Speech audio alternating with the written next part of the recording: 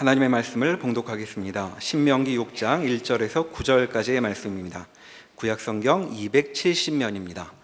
신명기 6장 1절에서 9절까지의 말씀입니다. 이는 곧 너희의 하나님 여호와께서 너희에게 가르치라고 명하신 명령과 규례와 법도라. 너희가 건너가서 차지할 땅에서 행할 것이니 곧 너와 내 아들과 내 손자들이 평생에 내 하나님 여호와를 경외하며 내가 너희에게 명한 그 모든 규례와 명령을 지키게 하기 위한 것이며 또 내 나를 장구하게 하기 위한 것이라. 이스라엘아, 듣고 삼가 그것을 행하라. 그리하면 내가 복을 받고 내 조상들의 하나님 여호와께서 내게 허락하심 같이 젖과 꿀이 흐르는 땅에서 내가 크게 번성하리라. 이스라엘아, 들으라. 우리 하나님 여호와는 오직 유일한 여호와이시니 너는 마음을 다하고 뜻을 다하고 힘을 다하여 내 하나님 여호와를 사랑하라. 오늘 내가 내게 명하는 이 말씀을 너는 마음에 새기고 내 자녀에게 부지런히 가르치며 집에 앉았을 때에든지 길을 갈 때에든지 누워 있을 때에든지 일어날 때에든지 이 말씀을 강론할 것이며 너는 또 그것을 내 손목에 매어 기호를 삼으며 내 미간에 붙여 표로 삼고 또 내 집 문설주와 바깥문에 기록할지니라. 아멘. 창세기 12장에 보면 하나님께서 아브라함에게 내가 내게 보여줄 땅으로 가라는 말씀을 주십니다. 아브라함은 하나님의 이 명령대로 사라와 롯과 자기에게 속한 사람들을 다 이끌고 가나안 땅에 들어가게 됩니다. 이 가나안 땅에 도착했을 때에 하나님께서 또 다른 약속의 말씀을 주시는데 그것은 내 자손들에게 이 땅을 주겠다라고 하는 것입니다. 그런 차원에서 볼 때에 가나안 땅은 이스라엘 백성들이 순종하면 들어가고 불순종하면 들어가지 못하는 땅은 아닙니다. 아브라함의 후손인 이스라엘 백성들이 반드시 차지하게 되는, 들어가게 되는 땅이 바로 이 가나안 땅입니다. 모압 평지에 모여있는 이스라엘 백성들은 하나님이 약속하여 주신 자신들이 차지할 가나안 땅에 대한 기대에 한껏 부풀어 있습니다.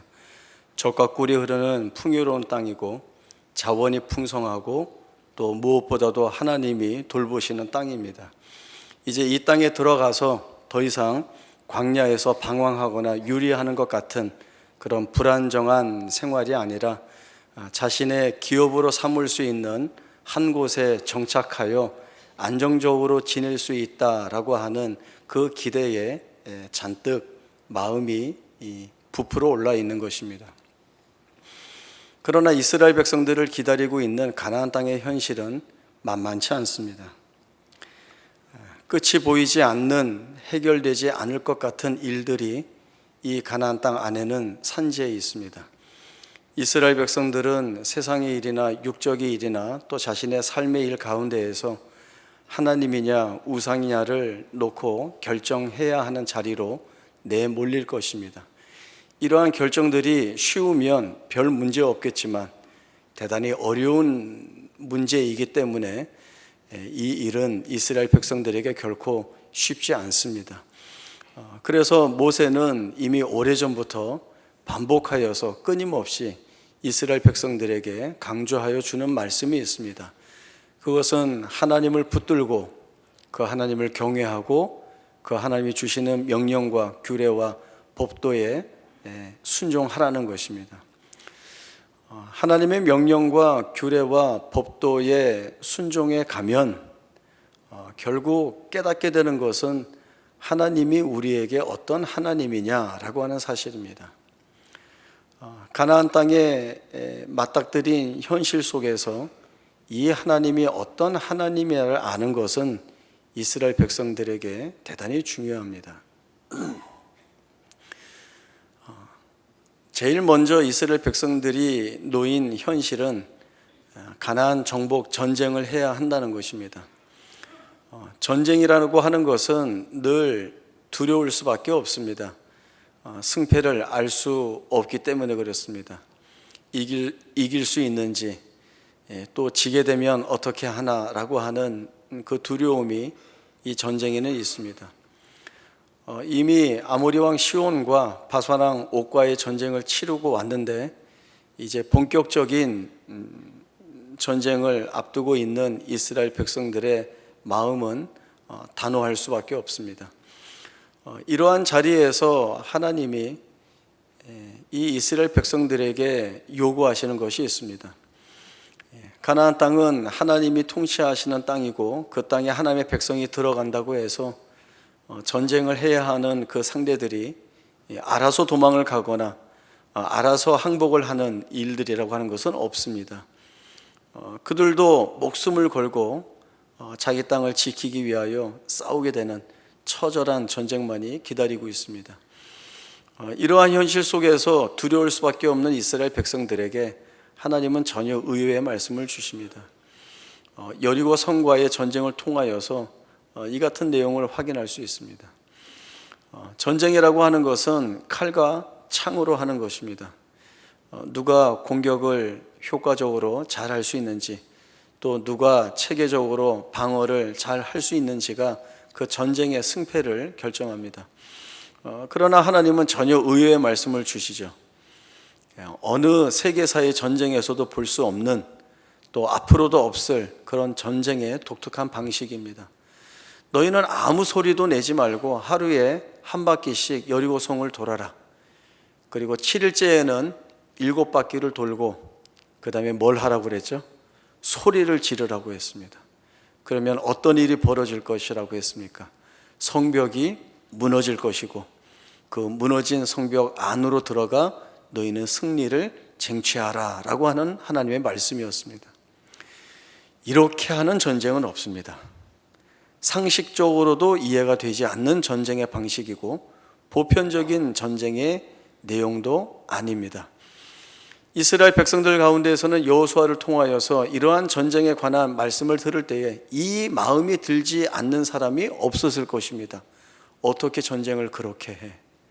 그렇게 해서 이길 수 있단 말인가? 이러한 의심은 직접 그 전쟁에 참전해야 하는 이스라엘 백성들의 마음에 두려움이 가득할 수밖에 없습니다. 그러나 하나님이 주신 명령이고 또 여호수아의 강권에 의하여서 이스라엘 백성들이 이 하나님의 명령에 따라 순종하게 됩니다.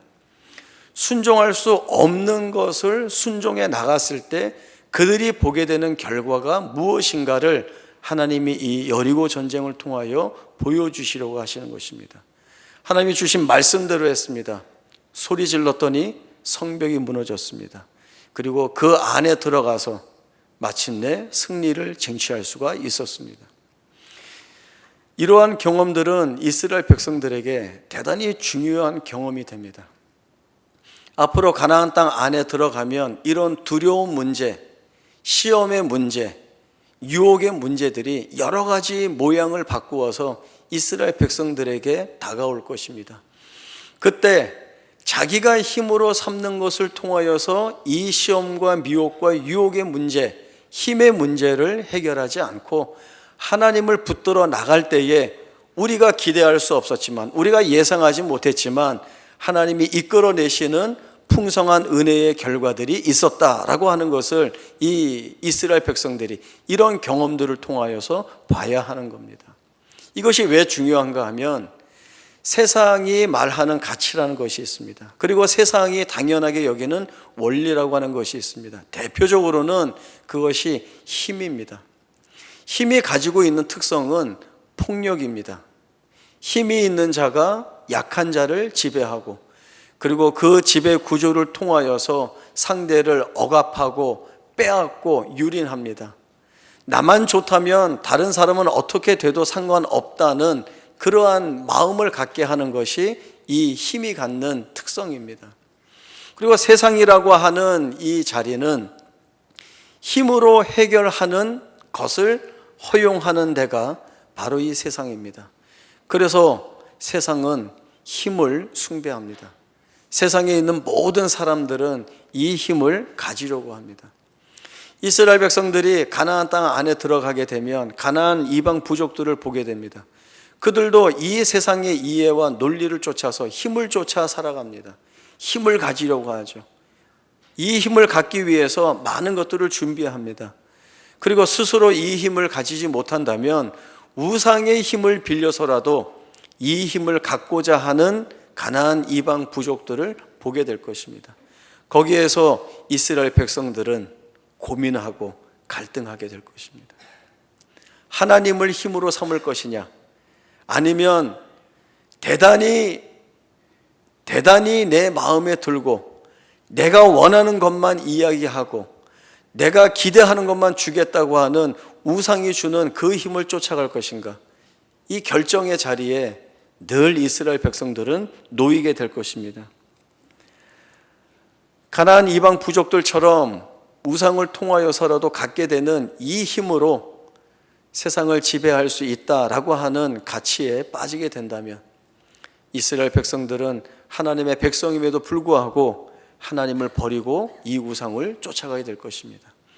그러면 이 가나안 땅은 이스라엘 백성들에게 더 이상 약속의 땅이 아니라 범죄하여 이 땅에서 진멸당한 가나안 이방 부족들처럼 이스라엘 백성들을 토해내는 저주의 땅이 될 수밖에 없습니다. 하나님은 이스라엘 백성들에게 이 세상으로부터 거룩한 분리를 가지라고 명령하고 있습니다. 세상에 섞이지 말고 거룩한 하나님의 백성으로 살아가라는 것입니다. 그러기 위해서는 하나님의 명령과 규례와 법도에 순종하는데, 이 하나님의 명령과 규례와 법도에 순종해 나감으로 인하여서 이 하나님이 나에게 어떤 하나님으로 다가오시고, 그리고 내 삶의 여러 정황과 조건 가운데에서 하나님이 이루어내실 결과들이 어떠한 것인지를 우리에게 보게 하신다라고 하는 것입니다. 그것은 하나님의 백성은 하나님이 책임지신다는 것입니다. 그리고 하나님의 백성에게 하나님이 없으면 아무 의미가 없다라고 하는 것들을 보게 하시는 것입니다. 결국 이스라엘 백성들은 하나님의 백성으로서 이 하나님을 가장 중요한 목적과 원인과 이유와 뜻으로 삼고 나아가지 않는 이상 자신들의 생애에 담겨진 하나님의 비밀한 뜻들을 이루며 살아갈 수 없게 되는 것입니다. 하나님은 이스라엘 백성들에게 주신 약속이 있습니다. 너희들이 짓지 않은 집에 거할 것이다. 너희가 파지 않은 우물의 물을 마실 것이다.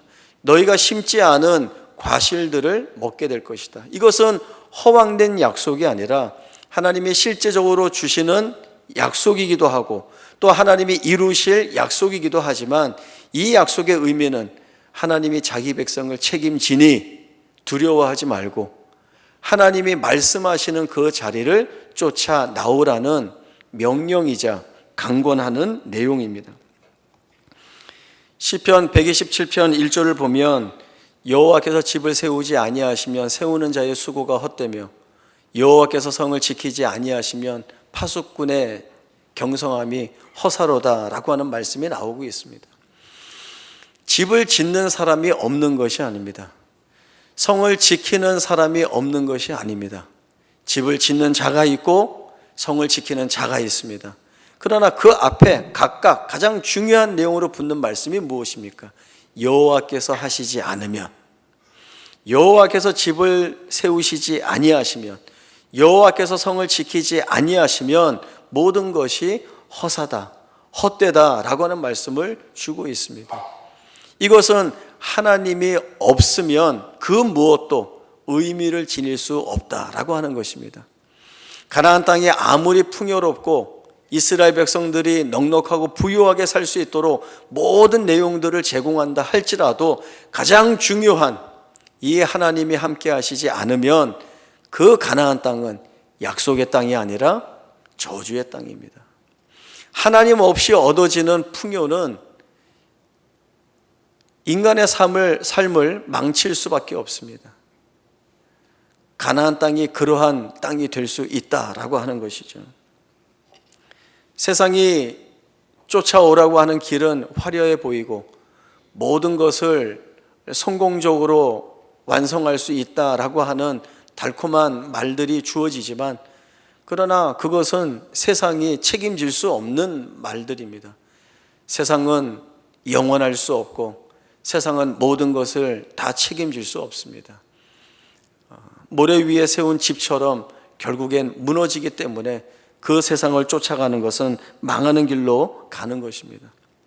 하나님을 쫓아갈 때에 때로는 그 길이 돌아가는 것 같기도 하고, 때로는 늦기도 하고, 때로는 잘 안 되는 것 같기도 하지만, 세상과 다르게 세상 같지 않게 일하시는 그 하나님이 가지고 계시는 세상에 알지 못하는 지혜와 능력으로 하나님이 자기 백성을 지키고 보호하신다는 이 사실들이 이스라엘 백성들이 하나님의 명령과 규례와 법도에 순종해 나아가면서 얻어지는 경험들로서 자신들의 믿음의 토대로 삼아야 할 내용들입니다.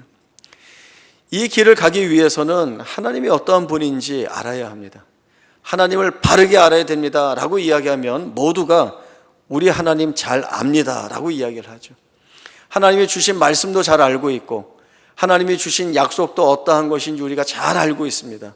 그러나 우리가 삶 가운데에서 떨쳐내지 못하는 불안감과 두려움이 있습니다. 왜 있는 것입니까? 하나님도 잘 알고 주신 말씀도 알고 주신 약속도 알고 있는데 왜 불안감과 두려움에서 헤어나오지 못하고 있습니까? 그것은 하나님이 내게 원하시는 것과 내가 원하는 것에 이것이 다르면 어떡하나라고 하는 그런 불안감 때문이기도 하고, 가장 필요한 때에 하나님이 이루어지지 않으면 어떡하나라고 하는 불안감이고, 주신다고 약속은 했지만 결국 주시지 않으면 어떡하나라고 하는 그 두려움 때문에 이 불안감을 떨치지 못하는 것입니다. 그러나 하나님은 우리에게 어떤 하나님이십니까? 하나로 이야기하면 이른 비와 늦은 비를 때를 따라 주시는 분, 그 하나님이라고 약속하셨습니다. 너무 이르게도 아닌, 그리고 너무 늦지도 않은, 가장 필요하고 적절한 때에 하나님이 주시는 것들이 가장 만족스러운 결과들을 만들어내는 것을 우리에게 약속해 주시고, 마태복음 6장에 보면 우리의 필요를 구하기도 전에 미리 아셔서 채워주시는 분이 바로 하늘 아버지이신 우리 하나님이다라고 하는 말씀을 우리에게 주고 있습니다. 우리의 싸움은 항상 여기에서 벌어집니다. 하나님, 알겠습니다. 하나님이 뭘 말씀하시는지 다 알겠습니다. 그런데 제가 원하는 걸 주십시오. 이것이 늘 협박성 발언으로 우리가 하나님께 드리는 기도이기도 합니다. 하나님이 주실까요? 안 주실까요? 하나님 절대 안 주십니다. 그 기도는 응답 받을 수 없는 기도입니다. 주면 하나님께서 내 자녀가 망치는데 그걸 왜 주시겠습니까? 하나님 안 주십니다.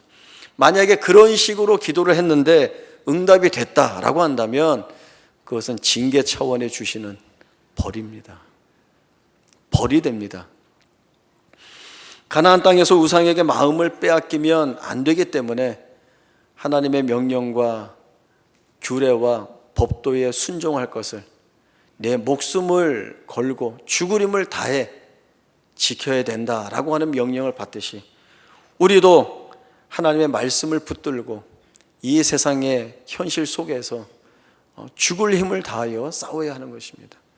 이것은 하찮게 여겨야 할 전쟁이 아니라 우리의 목숨을 걸고 싸워야 하는 아주 긴박하고 극박한 영적 전쟁입니다. 오늘 본문 중에서 말씀 한 곳 다시 보겠습니다. 신명기 6장 4절에서 9절입니다. 신명기 6장 4절에서 9절 말씀 다시 보겠습니다. 이스라엘아 들으라. 우리 하나님 여호와는 오직 유일한 여호와이시니 너는 마음을 다하고 뜻을 다하고 힘을 다하여 내 하나님 여호와를 사랑하라. 오늘 내가 네게 명하는 이 말씀을 너는 마음에 새기고 내 자녀에게 부지런히 가르치며 집에 앉았을 때에든지 길을 갈 때에든지 누워있을 때에든지 일어날 때에든지 이 말씀을 강론할 것이며 너는 또 그것을 내 손목에 메어 기호를 삼으며 내 미간에 붙여 표로 삼고 또 내 집 문설주와 바깥문에 기록할지니라.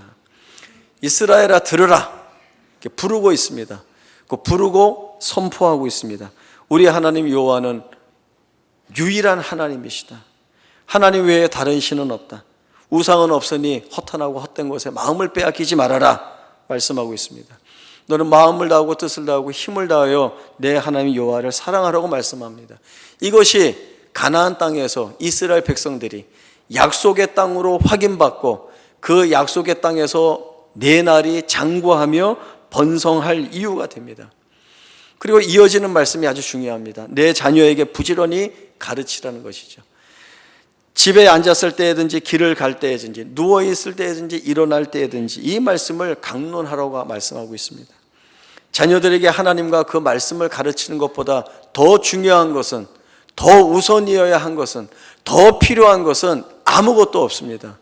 자녀에게 가장 중요한 것은 바로 이스라엘 백성들의 하나님이신 그 하나님과 그리고 그 하나님이 주시는 말씀입니다. 그래야 우리가 하나님께 순종하여 얻어내는 결과들이 우리에게 가장 큰 기쁨과 즐거움으로 고백되듯이 우리의 자녀와 후손들에게도 이 하나님의 역사가 동일한 기쁨과 즐거움의 내용으로 고백되어질 것입니다.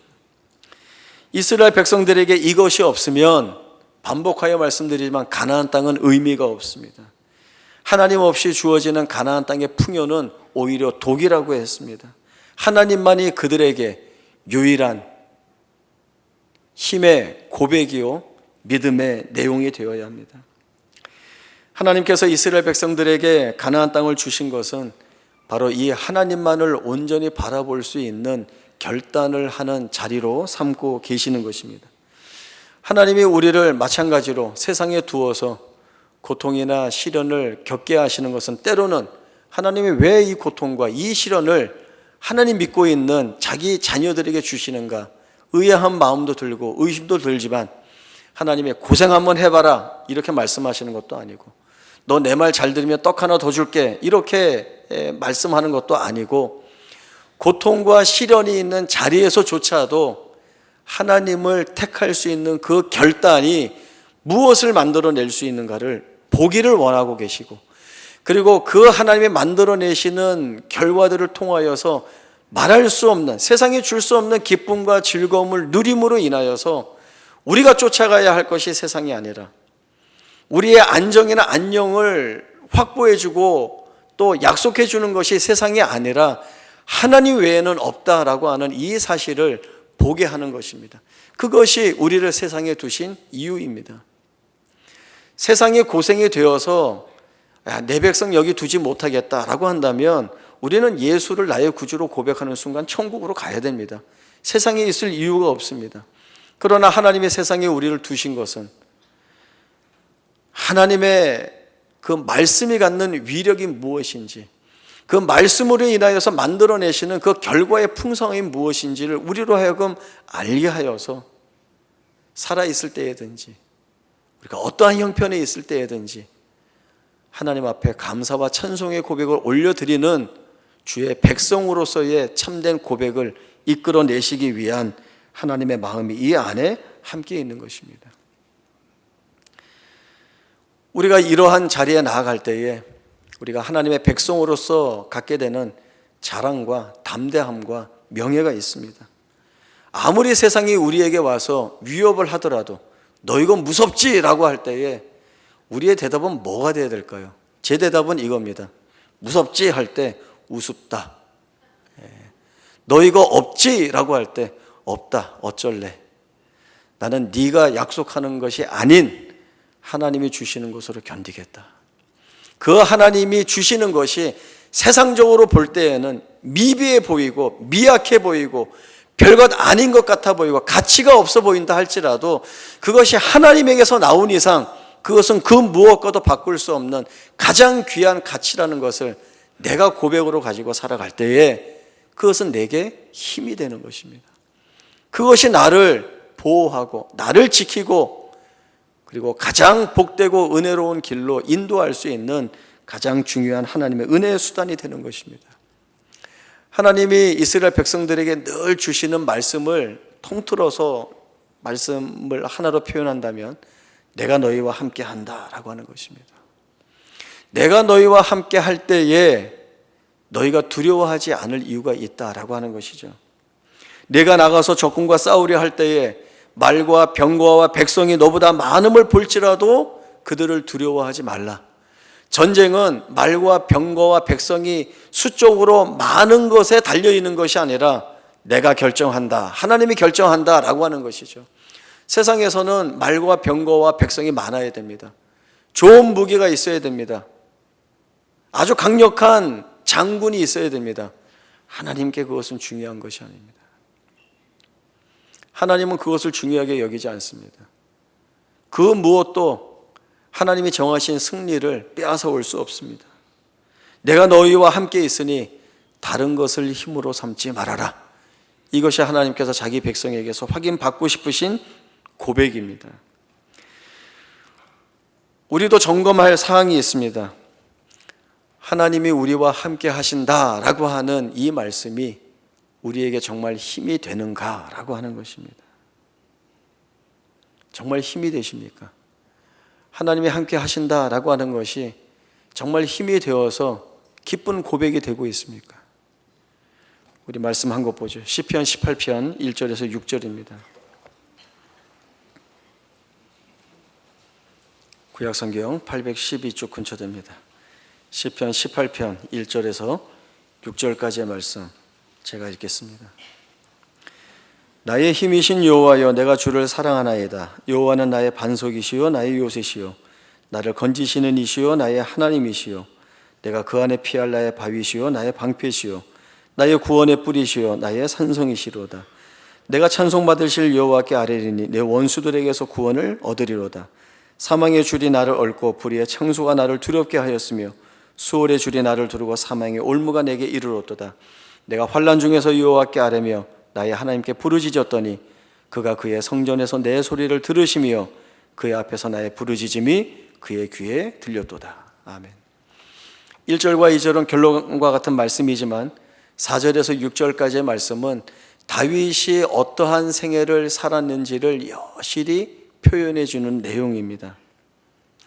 사망의 줄이 나를 얽고 불의의 창수가 나를 두렵게 하였으며 수월의 줄이 나를 두르고 사망의 올무가 내게 이르렀도다.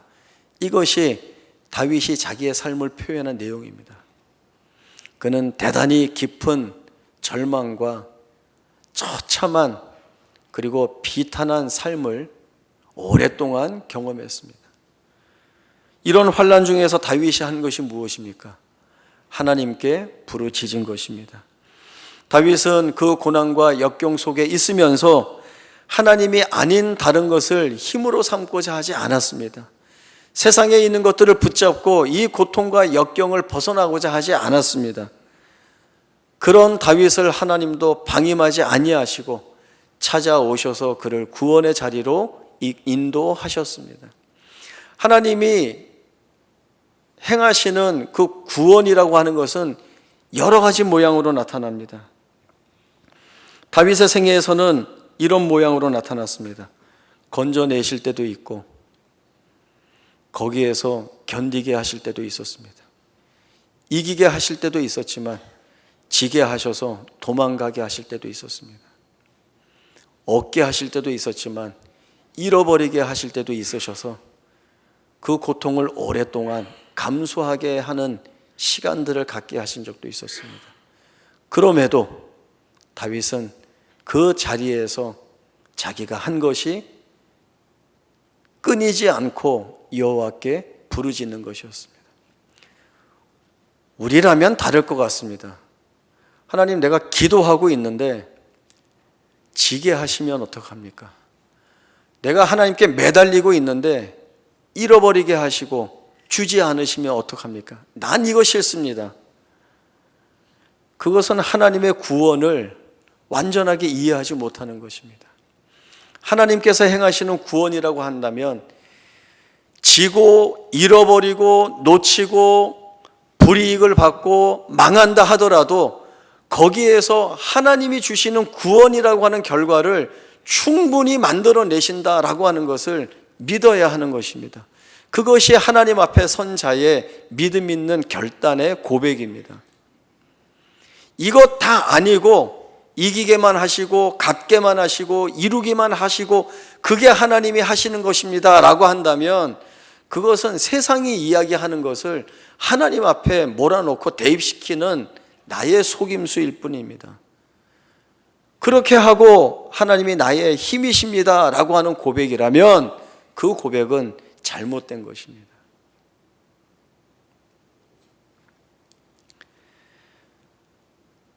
다윗은 하나님이 어떠한 모양의 구원의 결과라도 주신다면 그것을 다 받았습니다.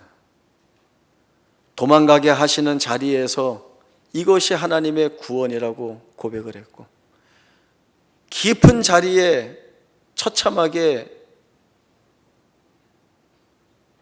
누워서 엎드려서 보통 사람들이라면 어떻게 해야 하나 염려하고 걱정할 그 자리에서 하나님만이 이루실 구원의 자리가 여기라고 하는 고백을 가졌습니다.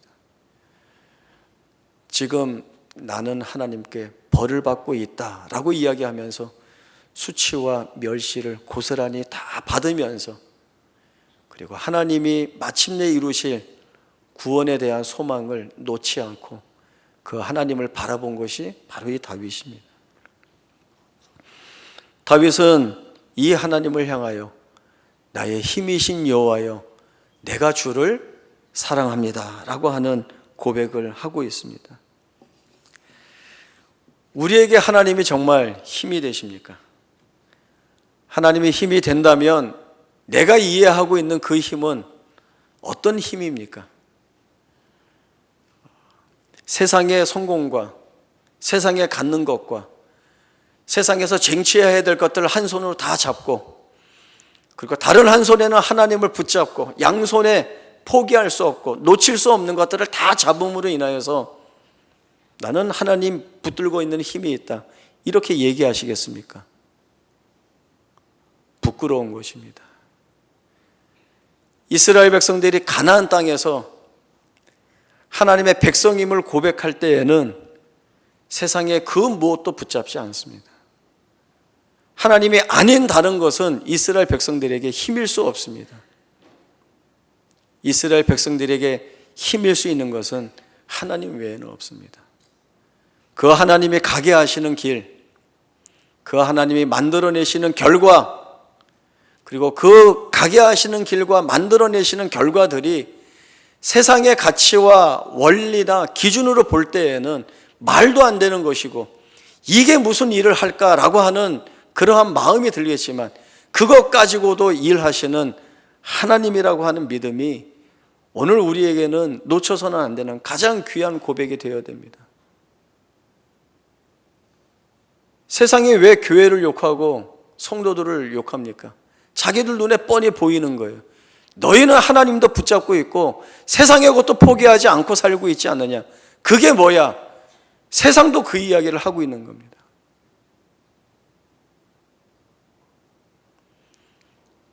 가장 풍요로운 시대에 살지만 우리는 가장 해야 할 믿음을 고백할 자리에 세움을 받았습니다. 무엇을 선택하고 어떤 길을 가시겠습니까? 내 삶이나 자녀의 삶, 후손의 삶에 대하여서 하나님을 어떤 하나님으로 남기시겠습니까? 그것은 지금 내 결단에 따른 것이어야 하고 내 결단에 따른 하나님께서 보여주시는 결과들로 확인받을 수 있는 내용들입니다. 세상이 우리를 책임지지 않습니다. 하나님이 우리를 책임지십니다. 그리고 그 하나님의 책임지심은 시간과 조건과 때를 넘어서서 하나님이 반드시 이루어내시는 하나님의 결과들이 약속이 되어 있습니다. 지금은 아니지만 결국 내가 원하는 것을 주신다가 아니라 하나님이 원하시는 것들을 우리에게서 이루어내시기를, 그리고 그것을 이루어내시려고 우리를 놓치지 않고 끌고 가신다고요.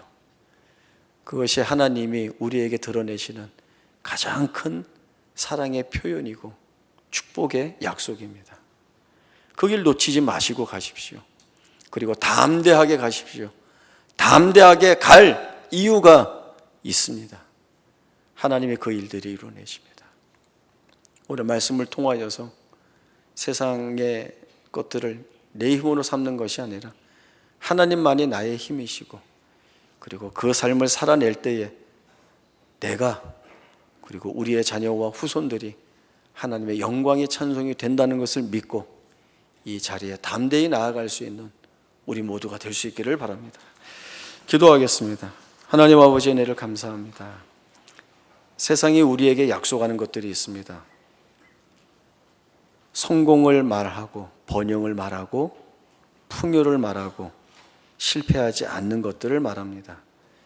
이것들이 때로 우리의 마음속에 시험거리가 되고 미혹이 되지만 하나님은 우리를 붙잡고 계십니다.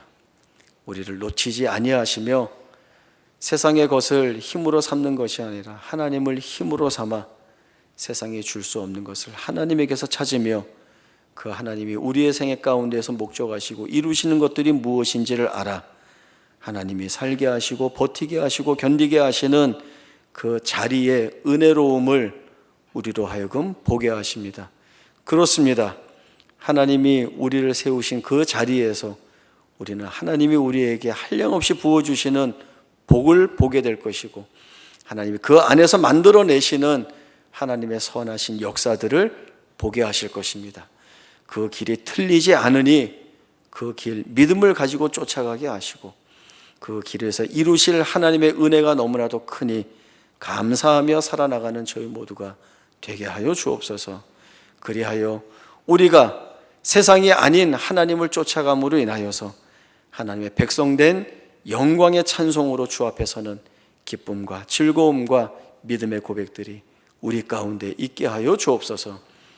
지금은 우리 주 예수 그리스도의 은혜와 하나님 아버지의 크신 사랑과 성령 하나님의 충만하신 역사하심이 세상이 우리를 미혹하나 다 내어버리고 오직 하나님만을 붙잡고 하나님이 살아가게 하시고 하나님이 견디게 하시고 하나님이 감수하게 하시는 그 길에서 하나님이 이루실 일들을 바라보며 그 약속을 쫓아 믿음으로 살 것이라 다짐하는 주의 사랑하는 성도들 머리 위에 지금으로부터 영원토록 함께 있을지어다.